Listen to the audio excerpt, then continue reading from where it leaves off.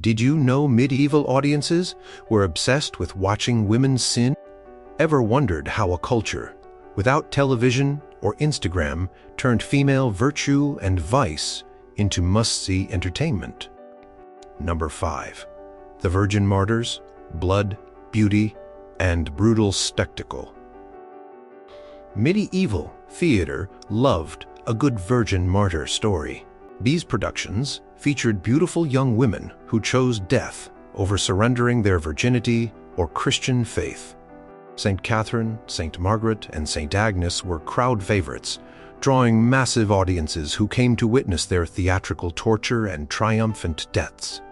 The staging was incredibly graphic by today's standards.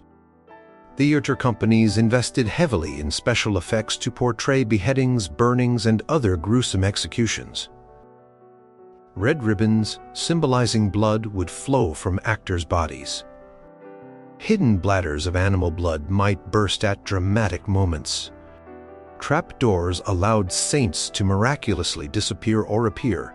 What made these plays particularly fascinating was their complex portrayal of female bodies.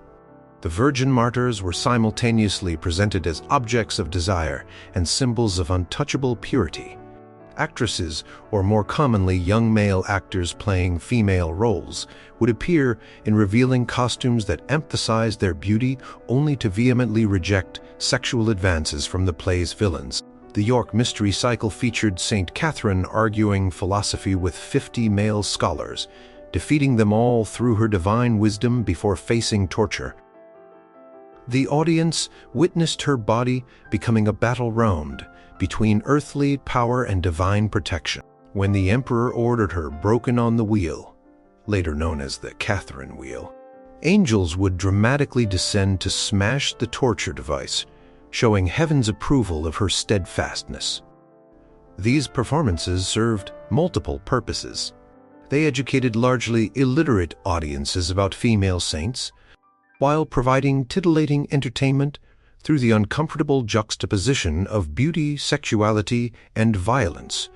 The plays reinforced the idea that a woman's highest value was in her sexual purity, yet paradoxically put female sexuality center stage for public consumption. Number 4. Mary Magdalene. The ultimate redemption arc. If medieval theater had celebrity characters, Mary Magdalene would have been an A-list star. Audiences couldn't get enough of her dramatic transformation from painted lady to pious follower. Her story had everything medieval crowds craved: sex, sin, redemption, and exotic locations. The Digby Mary Magdalene play, performed around the late 15th century, portrays her complete life story in spectacular fashion. It begins with Mary as a wealthy, beautiful noblewoman who, after her father's death, falls into a life of luxury and licentiousness. The staging wasn't subtle. Mary would appear in elaborate, seductive clothing, often with flowing hair, a medieval signal of loose morality, and makeup, another visual sign of moral corruption. The physical staging of Mary's sin was remarkably bold for its time. Actors playing demons would visibly enter her body to represent the 7 deadly sins taking hold. These demons would speak through her, announcing their corrupting influence. "I am pride, and I have taken residence in this woman's heart." The audience would watch as Mary strutted across the stage, flirting with multiple men, becoming the medieval equivalent of a cautionary party girl tale. What made these performances particularly powerful was the dramatic conversion scene. When Mary encounters Christ, the transformation was staged as visually striking as possible. She would tear at her fine clothes, wipe away makeup, and let down her carefully styled hair in grief. The physical metamorphosis mirrored the spiritual one, giving audiences a visually compelling redemption moment. After her conversion, Mary Magdalene performances often included elaborate scenes of her living as a hermit in the French wilderness, surviving on divine sustenance, her body now covered only by her long hair. These performances concluded with angels carrying her to heaven, her body now glorified rather than objectified. The Mary Magdalene plays revealed medieval society's deeply conflicted attitudes toward female sexuality. They simultaneously condemned female sexual expression while dwelling on its details, offered voyeuristic depictions of female sin while celebrating feminine piety. For medieval audiences, Mary represented the hopeful possibility that even the most sexually transgressive woman could achieve sanctity. Number 3. Eve, the original fallen woman. Was there ever a more dramatic female role than the world's first sinner? Did any character better encapsulate medieval fears about women's dangerous potential? Eve was a theatrical staple in medieval religious cycles, appearing in creation and fall plays across Europe. Her portrayal reflected deep cultural anxieties about female independence and sexuality. In the York and Chester mystery cycles, Eve wasn't just Adam's companion, she was his downfall, portrayed as inherently susceptible to temptation and dangerously persuasive. Staging the Garden of Eden presented unique challenges, particularly regarding nudity. Theater companies solved this with nude suits, flesh-colored clothing that suggested nakedness while maintaining actual modesty. After the fall, actors would dramatically change into rough garments, physically displaying their lost innocence. The contrast created powerful visual storytelling about the consequences of sin. Eve's encounters with the serpent were theatrical highlights. The serpent was often portrayed as part human, sometimes with a woman's face, doubling down on the association between femininity and deception. In some productions, the serpent would specifically target Eve rather than Adam, playing on medieval assumptions about women's weaker moral constitution. The Chester mystery cycle gave Eve particularly memorable dialogue when she convinced Adam to eat the apple. "Take this fair apple and eat it. To eat of this fruit God forbade thee, but yet, Adam, listen to me. All the skill of divinity shall be given to thee." This portrayal showed Eve not just as disobedient, but actively enticing Adam with promises of forbidden knowledge, reinforcing stereotypes about dangerous female influence. What made Eve performances particularly potent was their connection to every woman in the audience.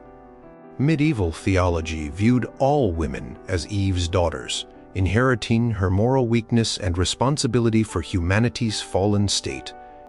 When male preachers introduced these performances, they often directly connected Eve's sin to the women present, creating uncomfortable theater that implicated female audience members in cosmic failure. Yet medieval Eve portrayals weren't entirely without sympathy. Some plays showed her genuine remorse and suffering after expulsion from Eden. The Untown cycle portrayed Eve's grief as she watched her sons quarrel, connecting her original sin to the first murder. These moments humanized her, allowing medieval audiences to see the mother of all living as more than just a cautionary tale. Number 2. Mary V's Eve, the ultimate female dichotomy. Medieval theater loved nothing more than a vivid contrast, and no pairing provided better dramatic opposition than Mary and Eve. In performances across Europe, these women represented the poles of female possibility, one bringing death into the world, the other bringing salvation. Annunciation plays centered on Mary were immensely popular, providing the theological counterpoint to Eve's fall. Where Eve said no to God and yes to the serpent, Mary said yes to the angel Gabriel and submitted to divine will. This parallel was not subtle productions, often explicitly mentioned it in dialogue. In the Townley cycle, Gabriel greets Mary with, "Hail, full of grace and bliss, our Lord God is with thee, that heaven and earth made of naught. Blessed in women be thou might, for so in Scripture it is sought. I bring tidings, be glad in thought. for thou shalt now conceive and bear. The staging of these contrasting women created powerful visual theology. Eve appeared with loose hair and increasingly disheveled appearance after the fall, while Mary was portrayed with covered head, modest clothing, and composed demeanor.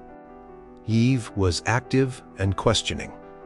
Mary was receptive and accepting. Even their bodies were contrasted. Eve's sexuality led to expulsion and painful childbirth, while Mary's miraculous virginal conception represented the perfect union of purity and motherhood. Some productions went further by physically juxtaposing these characters. In Adam plays from the 12th century, the staging would sometimes place Mary's story directly after Eve's, allowing audiences to witness redemption immediately following fall. More elaborate productions might include a procession of prophets between the stories, creating a narrative bridge connecting female failure to female triumph. The dramatic power of this contrast extended beyond the characters themselves to create a binary framework for understanding all women. Female audience members were constantly reminded that they had two possible archetypes to emulate. Church teachings surrounding these performances emphasized that while all women were daughters of Eve by birth, they could become daughters of Mary through behavior. The Toledo Cathedral's religious plays took this contrast further by staging the presentation of Mary, showing her as a perfect child ascending 15 steps to the temple altar without assistance, a stark contrast to humanity's fall through Eve. These performances created a nearly impossible standard of female virtue while simultaneously suggesting it was attainable through proper devotion and submission. Number 1. Sinning wives and faithful maidens. Domestic drama gets mevielb. Did medieval people enjoy domestic drama as much as we binged Netflix relationship shows? Could a culture we consider primitive have produced nuanced takes on marriage and fidelity? Beyond biblical figures, medieval theater was filled with everyday women whose domestic virtues or vices drove dramatic plots. These plays moved beyond a strictly religious context into the realm of moral instruction through entertainment, often with surprisingly complex female characters. The Miracles of Our Lady plays, popular throughout Europe, frequently featured wives tested by extraordinary circumstances. In The Empress of Rome, the protagonist remains faithful despite attempted seduction by her brother-in-law, who then falsely accuses her of adultery. Driven into exile, she gains healing powers from the Virgin Mary, eventually returning to cure her now leprous accuser, revealing his treachery while demonstrating perfect Christian forgiveness. These productions staged female virtue. In physical terms, the faithful wife typically appeared in increasingly humble clothing as her trials progressed, visually representing her growing spiritual merit through material sacrifice. Her stillness and composure on stage contrasted with the frantic movements of her accusers, creating visual shorthand for inner spiritual state. Not all domestic portrayals were so flattering. Comic farces like The Cuvier, The Washtub, played for laughs with shrewish wives who dominated their husbands, only to receive comeuppance. These performances featured exaggerated physical comedy, wives literally pushing husbands around the stage, forcing them to do household tasks, and creating elaborate lists of demands. The inevitable turning point would come when the wife needed rescue, often from falling into a washtub, giving the husband opportunity to reclaim authority by refusing to help, since that wasn't on the list. What makes these domestic portrayals particularly interesting is their resonance with actual medieval marriage practices. Many were performed at wedding celebrations, creating an uncomfortable mirror for the newly married couple. While played for laughs, these performances reinforced social expectations about proper gender roles within marriage. More ambiguous were miracle plays featuring women who cross-dressed to preserve their virtue or pursue religious vocations against family wishes. Saint Theodora, portrayed in various medieval performances, disguises herself as a monk after committing adultery, undertaking severe penance. When falsely accused of fathering a child, she accepts the blame and cares for the infant rather than revealing her true identity. Only after her death is her female identity and extreme humility revealed. These gender-bending performances created fascinating theatrical moments as audiences watched women, usually played by male actors, pretending to be women disguised as men. The cross-dressing served practical, dramatic purposes while safely exploring gender fluidity within a framework that ultimately reinforced traditional gender roles. The disguise was temporary, the feminine virtue eternal. Whether portraying saints or sinners, medieval theater's women were never simple characters. They embodied cultural anxieties, religious ideals, and social expectations in performances that entertained while instructing. Their bodies became symbolic battlegrounds where virtue and vice were visibly manifested for audiences to witness and internalize. What does medieval theater's obsession with female virtue tell us about their society? How different are our modern entertainments with their continued fascination with women's bodies, choices, and moral standing?